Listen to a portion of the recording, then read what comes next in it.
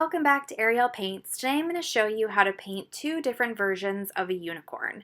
The one on the left is me taking my time and sitting and painting my arm. The one on the right is a more realistic version of what I might do on a kid's forehead or cheek on the job. I did post the one on the left to social media a couple days ago and got flooded with questions about it, so I do want to share how I painted that, but I also want my new face painters out there to understand and have realistic expectations of how I would paint something like this on the job. So stick around for the whole video and you will see both versions. I hope you guys like this and thank you for watching. Okay, we're going to talk a little bit about the basic shape of a unicorn's head and how you can think about painting a unicorn's head when you're starting out. So this tutorial is very much for people who say they hate unicorns. I'm hopefully going to help you. So what I first want you to do is think about a medium-sized circle. You don't want this to be too big because you're probably painting this on a child's cheek or forehead or something like that. So do a circle, it doesn't have to be perfect. Then think about a circle coming out from that circle. So this is our head and this is our muzzle. Then at the top right corner of the head, you're going to do another circle. So we have 3 circles to start our unicorn. Right now it looks like a weird wannabe Mickey Mouse head. So what we're going to do is pull our bigger circle down into the smaller circle. We're going to go over our smaller circle and we're going to flatten it out so that it's a little bit more square. And then we're going to trace the bottom of our smaller circle and connect it to the larger circle. And then we're going to fill it in. So as I fill it in, can you see the shape of the head starting to take form? So now our smaller circle that we created up here is our ear. We are going to connect that and just put a point at the top. And then, try to get my hand out of the way. And then we're going to pull that point down and fill it in and create an ear. So when you're starting out or just practicing at home, you can actually draw out those circles and fill them in to help you create that shape. Now from there, you can simply trace the back of the head and pull down one little open S shape for the neck. And it's up to you if you want to create a bigger neck or not, because typically you're going to end up putting hair over this and it's going to get covered up. A lot of times I do this on the job because kids' faces are small and there's not a lot of room for a neck back here. If you have room though, you can absolutely make this area here more of a neck. It's probably a little bit more realistic that way, but I find often I don't have a lot of room to do that, but you can. So there is our basic shape for a unicorn. Now, if you want more of a cutesy look, you're going to want to angle the unicorn's head down, and it's going to give the unicorn the look more like it's nodding at you, and it does give almost like a flirty, cutesy My Little Pony look, so keep that in mind.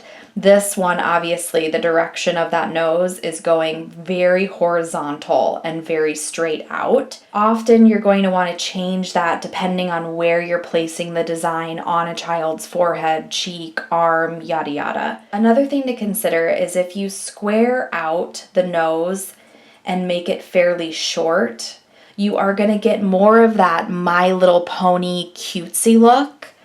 If you elongate this line and give it some detail like a nose and even a bigger kind of upper lip and a smaller lower lip, and then pull it back into the head, you're going to start to get more of that realistic horse shape. So depending on what kind of look you're going for, you can alter the length of this theoretical circle out here and the width of it. But I do want to show you guys how I would actually paint a unicorn's head on the job, and it is actually not with a number 2 brush. So I actually paint all my unicorn heads with a filbert brush. I do so much with a filbert brush. This is one of my favorites. It's just an acrylic brush. It's a level 3 Vienna brush. Probably got it at Michael's like 10 years ago. It's just one I grab. I use mainly face painting brushes, by the way. This is probably the only acrylic brush I still use because I've just used it for so long that I can't help myself. I love it. So when I paint a unicorn with a filbert, I still usually will draw out that circle because it's a good base for me.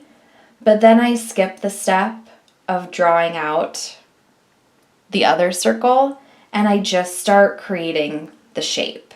Very often I will take my filbert brush and I will create the nose using the filbert and then pull that back down. Especially if I am painting a little kid, that is one of the quickest ways for me to get that look. But then I will also often go in and define it a little bit more so that it's the shape I want it to be.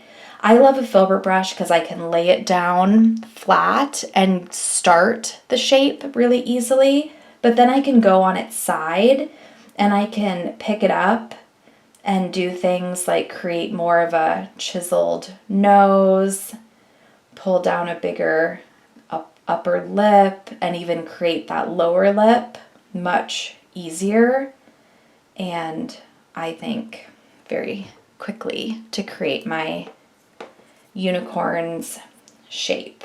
A little bit more of a defined cheek. And then on the top, I'm just going to sweep up and sweep up again to create a little pointed ear. And I need some more water. So there's my little ear. And then right with my filbert brush, I will usually lay it down right about there, and I will push and twist and go up into a unicorn's horn. This might look pretty large and not very proportionate right now, but when I do hair here and hair in front of it, it's going to be fine.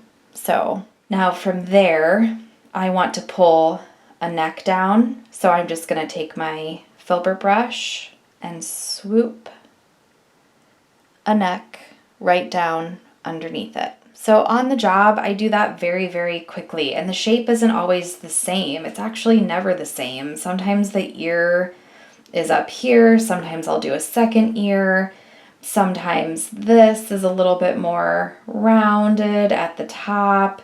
I mean, it really varies, especially when you're moving quickly, but the important thing is that it looks like a unicorn in the end, so don't be too hard on yourself. So I'm going to quickly paint in the eye. What I'm going to do is grab this same brush.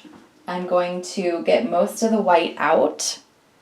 I dab it off. I'm going to go straight into a blue split. And then I'm going to use my filbert brush.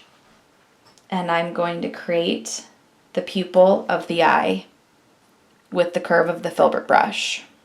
Done. I am going to keep it in the center to the top part. Center top. Don't go too low. You could even go a little bit higher if you wanted to, but the most important thing is don't go beyond that cheek line.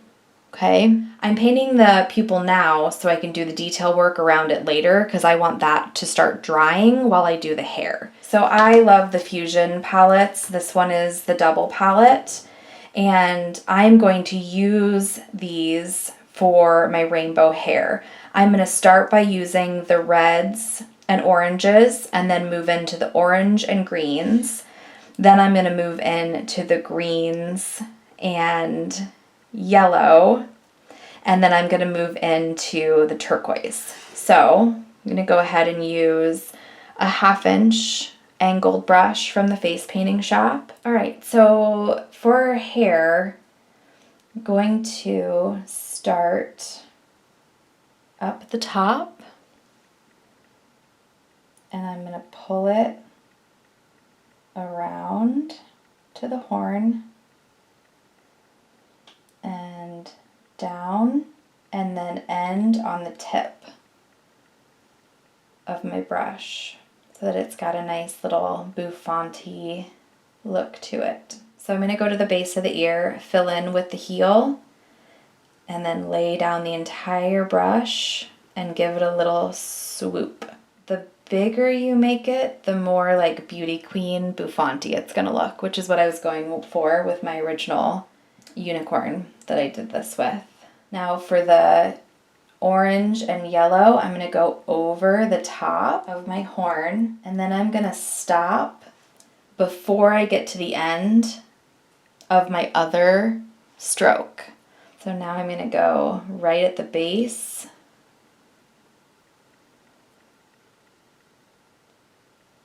of my red, and I'm going to fill in with my orange. And then I'm going to go at the front and fill in with my orange. And I forgot to do my red, so since I have orange on my brush, I'm not even going to wash it out. I'm just going to go right into my red and get that red in there. Because it doesn't matter how much is there, it's still going to look good. See how the hair is so like beauty queen, bouffanty? I love it. All right, so I'm going to keep moving. I'm going to go into my yellow and green, and it just kind of all flows together, and it's really pretty. So again, I'm making sure that one strand of hair is going to be the longest point.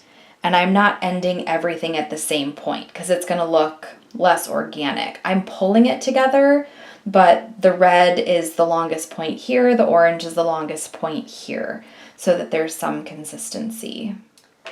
I want a touch of darker green in here too, so I'm just going right in to dark green, and I'm going to pull that in, and now I'm going to go into dark blue. So you could also just use one rainbow cake to do this. It's a really easy way to do it on the job, but I just wanted to do it a little bit more dramatic.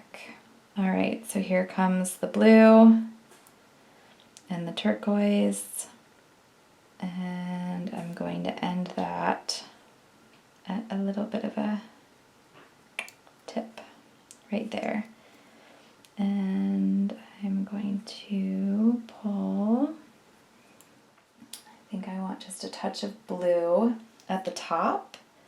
So I am going to lay my brush down and just do a small strand of blue, just etching out the top. And there we have the base of our rainbow hair. I'm really into like anime tattoos lately, and this one artist I follow loves to do hearts in her unicorns, and I just think it's so cute. So I saw her do it maybe a year ago and painted a unicorn with a heart. There's also an amazing face painter who you probably all have heard of, but Ella D does the most amazing unicorns. She does hearts like that in her little ears too. And if you ever need unicorn inspiration, she is absolutely the person to go stalk and watch her page, because she has just about every unicorn style. And all right, so I'm just taking a dry brush and adding a little bit of pink into the cheek as well, so it has a little bit of a rosy cheek. And now I'm just going to start lining it. This can be very, very hard on the job and takes a ton of practice. So you have to give yourself like a pretty long rope to make mistakes, because especially in the beginning, you are going to make probably a ton of mistakes doing this. But you have to remember that little kids, they do not care if you have made a mistake. Now, some parts of the unicorn, you'll see I'm staying mainly, this is a number 2 low Cornell, and you'll see that I'm staying mainly on the very, very tip of my brush, but there's some points of the unicorn where I'm going to push down a little bit more. The little cheek is one of them. I'm going to press down and then pull up into a point. This is something you've got to practice, is that line work, because it is hard enough when you're doing it on your own arm. If you are doing this on a wiggly kid, it can be really, really intimidating. So typically I start at the ear for some reason. I do the head, I go around, and then I very often jump up to the eye. And I'm going to try my best not to cover this up while I do this for you guys. So here's the eye. You can do, just fill it in and add the white later, because if I ever try to leave a circle, it's never quite right. So again, I'm going to stay mainly on the toe of my brush, skip that horn, and then I'm going to go out. And really what I'm doing is kind of tracing the colors that I've already laid down with my one stroke. Really just, it's like reverse coloring, because I'm just color blocking out what I've already done. Now for the unicorn horn, I'm going to hop back up and I'm just going to do little humps, and then I'm going to come back down the other side and do the same. So now I'm going to come up here and I'm going to start going a little faster and a little looser. You can do some smaller ones and some bigger lines. I tend to be really messy with my line work. So now I'm not going to take this all the way out because I want this color to be the longest peak. So I'm going to pull that in, that in. I really don't want those to be so spaced out so perfectly, so I'm going to pull another line here because it just looks too contrived. Made a little mistake there, so I'm just going to fill it in. No big deal. Nobody will ever notice. And then I don't really want to go down like that, but I can. So I'm going to pull this up. And even though that line was going this way, I'm going to pull everything up to a little peak here because I'm going to start adding some accessories to our beauty queen as well. I do want really thin eyelashes, so I'm going to use a little itty bitty eyelash brush and do some lashes. Now, I always try to think of lashes as being not so perfect because human lashes aren't that perfect, so don't be too crazy about it. Just get them on there.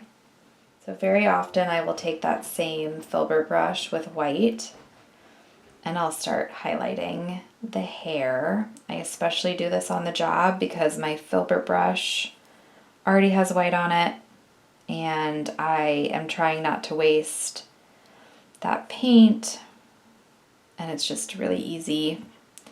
So give it a few highlights. If you need to clean up your white anywhere, you can do that as well. And then I'm going to switch back to a small brush, and do another one of those little anime details that I find to be so charming. This is another one that I saw on an anime tattoo, and it made me so happy. And a lot of people commented on it when I posted this little beauty queen unicorn. So doing a little star in the eye right here is super adorable, but you need a very small brush and a very steady hand to do it. And I will tell you that doing this on the job is going to be insanely hard. So, even though that is about the cutest thing in the world, and on the one that I did that everybody liked so much, in order to really make it pop, I took a very, very thin brush and I went around it so that it really, really popped on that unicorn's eye. How cute is that? But I will tell you right now, if you think that I am doing that on the job to all my unicorns, you are wrong. I am certainly not. But what I have started doing instead is a little starburst. So what I'll do is I'll just put a dot down and I'll do a quick little starburst in the eye, and it's so cute and so effective. You get the same little glimmer, but it's not as hard as doing an actual star in the eye. Now, if you're painting your, arm like I am, it's a lot easier and it's super, super cute.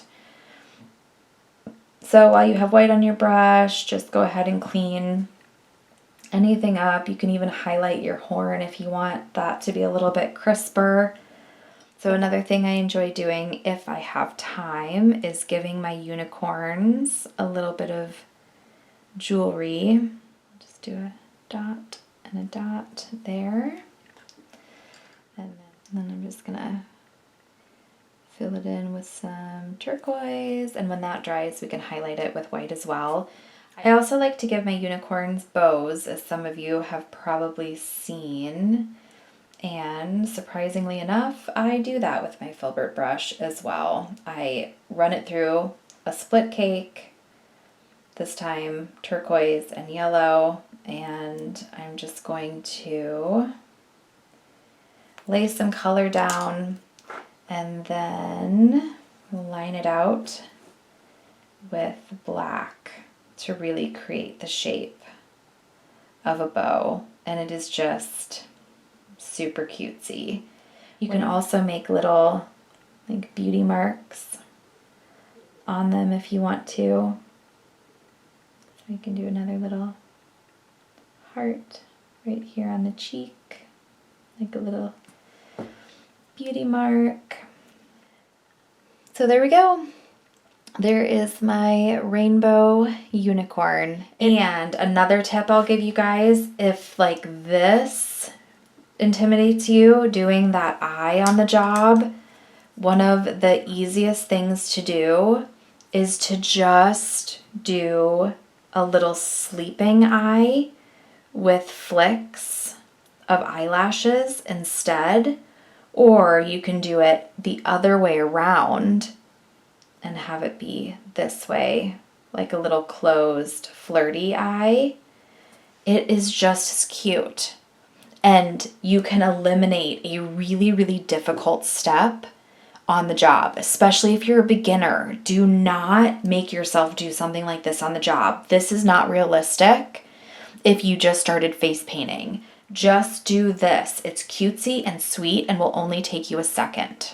Okay? So there you go. I hope you guys liked it.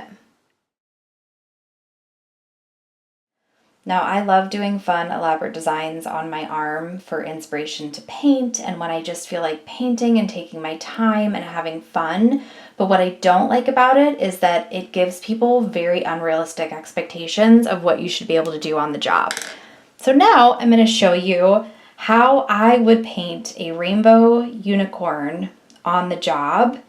and about how quickly I would do it.